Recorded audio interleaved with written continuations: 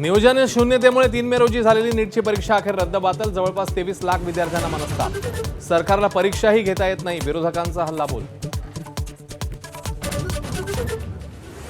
नीटच्या paper फुटीचे धागेदोरे अनेक राज्यांपर्यंत। नाशिकमध्ये पहिला पेपर फुटल्याची धक्कादायक माहिती। संशयित शुभम खैरनार चौकशीच्या फेऱ्यात। 15 लाखांना पेपर विकल्याची माहिती। पंतप्रधान मोदींचं आवाहन म्हणजे इंधन दरवाढीची पूर्वतयारी। राज ठाकरेंचा हल्लाबोल। तर राष्ट्रहिताच्या मुद्द्यावर चर्चेसाठी सर्वपक्षीय बैठक बोलवा, शरद पवारांचा सल्ला। प्रफुल्ल पटेल आणि सुनील तटकरेंची नावं पुन्हा एकदा पक्षाच्या कार्यकारिणीमधून गायब।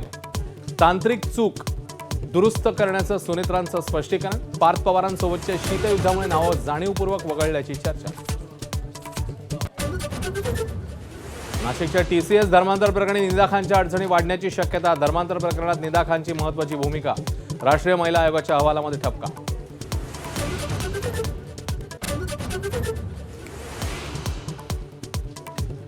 राज्यामध्ये मान्सूनची गुड न्यूज। मान्सून वेळेत दाखल होण्याचा अंदाज। तर उष्णतेची तीव्रता वाढण्याचा इशारा। उत्तर महाराष्ट्र मराठवाड्यातल्या 6 जिल्ह्यांमध्ये सूर्याचा प्रकोप वाढणार।